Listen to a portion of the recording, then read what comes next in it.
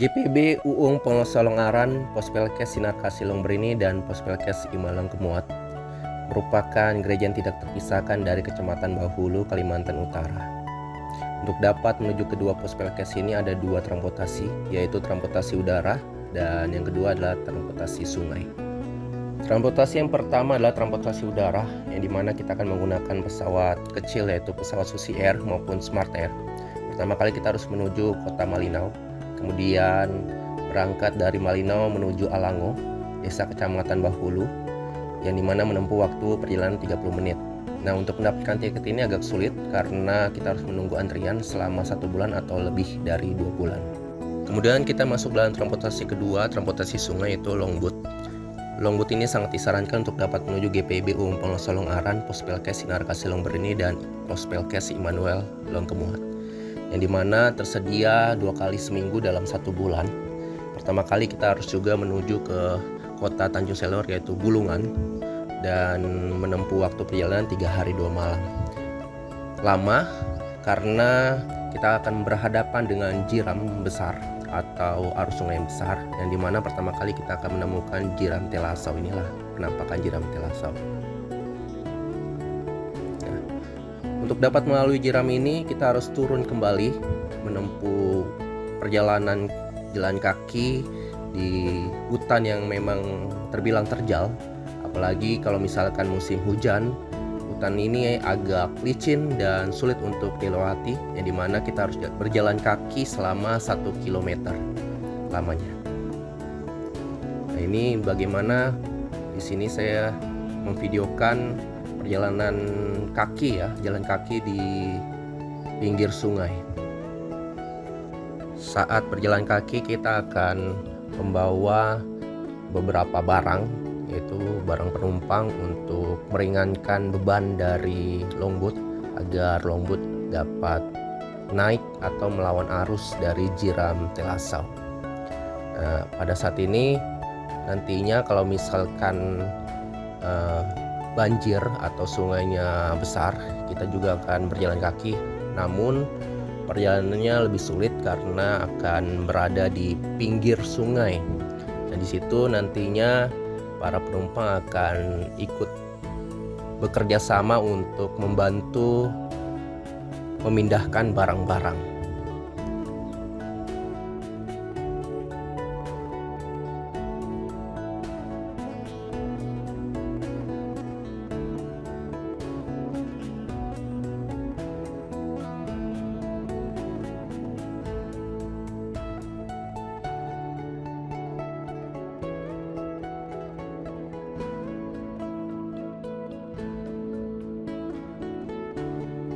Di sini saya juga akan memperlihatkan gambaran bagaimana penumpang bekerja sama untuk saling membantu membawakan barang-barang penumpang untuk meringankan beban dari longboat. Setelah itu kita akan kembali naik longboat dan kemudian beberapa saat kita akan melihat jiram kedua, itu jiram baru, yang dimana di sini longboat akan juga menurunkan penumpang dan akan menghadapi jiram baru. Untuk dapat melawan arus jiram ini, penumpang memang disarankan untuk turun agar meringankan beban dari longboat.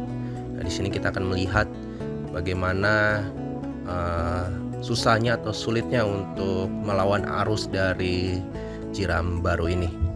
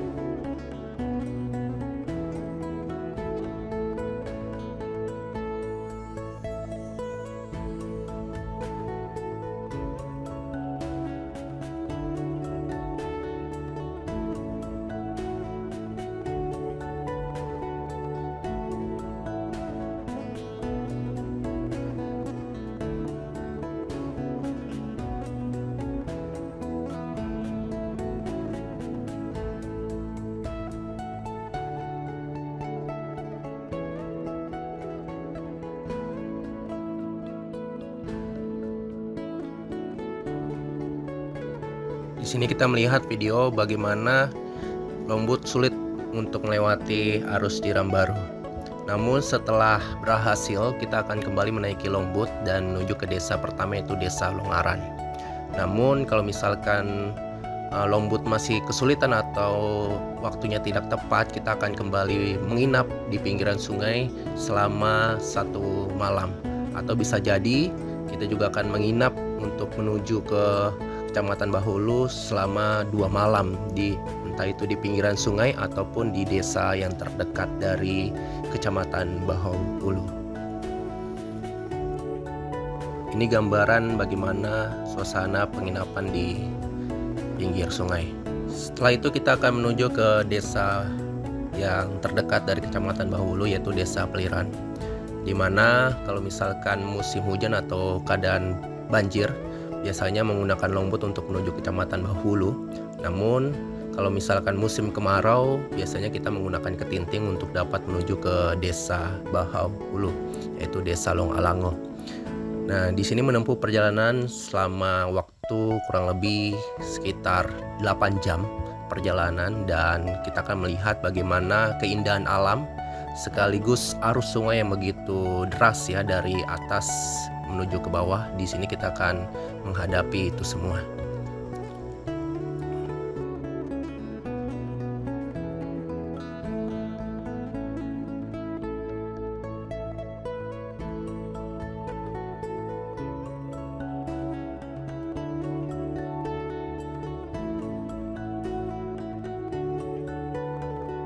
Setelah menggunakan perahu Ketinting, pertama kali kita akan bertemu dengan desa kecamatan, yaitu Desa Longalango, Kecamatan Bahulu, di mana untuk dapat menuju kedua pos Pelkes GPIB, kita pertama kali harus menuju Longalango, dan pertama kali nanti kita akan menuju ke GPIB Immanuel Longkemuat di Desa Longkemuat. Untuk dapat menuju ke Desa Longkemuat, biasanya dari Longalango menggunakan kendaraan mobil atau motor selama 10 menit. Dan kalau misalkan mau berjalan kaki, bisa menempuh perjalanan selama 1 jam. Di desa ini ada 2 gereja, GPIB dan GKI. Dan kalau misalkan di GPIB terdiri dari 3 kepala keluarga, yang dimana pada waktu dulu memang terdiri dari sebagian besar dari Desa Longkemuat, namun karena 30 tahun pelayanan tidak ada pendeta, jadinya sekarang terdiri dari 3 kepala keluarga saja.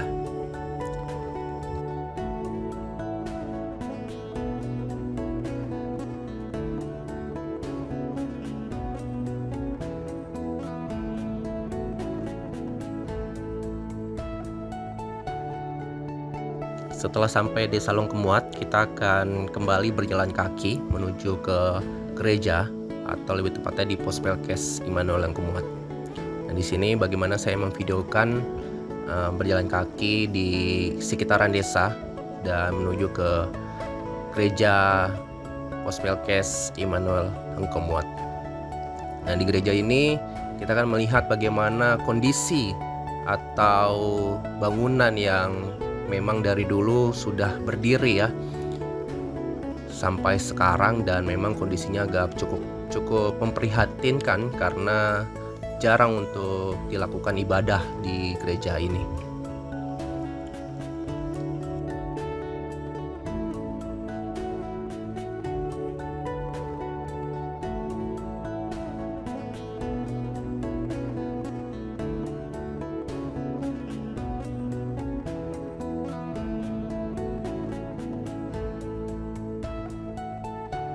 Pekerjaan sehari-hari dari 3 kakak ini adalah berladang dan juga berkebun untuk menafkahi kebutuhan sehari-hari yang mereka jalankan. Kemudian nantinya kita akan lanjut ke desa selanjutnya, yaitu Desa Longbrini, yang dimana kita pertama kali menuju ke Longilan, dan setelah dari Longilan kita menaiki Ketinting kembali untuk dapat menuju ke Desa Longbrini, lebih tepatnya GPIB Sinar Kasih Longbrini di Desa Longbrini. Di Desa Longbrini ini ada GPIB dan juga ada GKI. Namun kalau misalkan di GPIB ada terdiri dari 10 kepala keluarga yang memang setia melayani dari selama 30 tahun seperti halnya Longkemuat. Memang tidak ada pelayanan yang terjadi di GPB ini. Ini penampakan dari gerejanya ya. Penghasilan sehari-hari dari 10 kakak ini sebagian besar itu memiliki kebun kopi, dan 3 kakak yang aktif seringkali mengurusi kebun kopi dan mengolah kopi sendiri. Dan dimana kopi Brini ini merupakan kopi yang sangat terkenal, cukup terkenal di kalangan Kecamatan Bahulu maupun di Kalimantan Utara. Selain penghasilan ini, biasanya jemaat juga mencari dana dari mencari bahan di hutan. Dan di sini juga saya juga sering membantu untuk mencari dana di hutan. Setelah itu juga sebagian besar kakak juga penghasil ladang padi dan perkebunan, dan juga sebagian juga mencari gaharu atau kayu hutan. Dan untuk kebutuhan sehari-hari mereka juga menangkap ikan di sungai. Karena terbilang seringkali memakai transportasi sungai itu ketinting, di sini juga saya menunjukkan video saya belajar untuk menggunakan ketinting untuk dapat menyesuaikan konteks di pedalaman.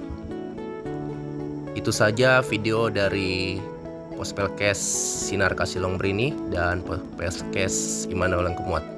Semoga dapat menjadi gambaran yang baik untuk dapat mengenal lebih dalam Pospelkes di GPIB ini. Terima kasih, Tuhan Yesus memberkati.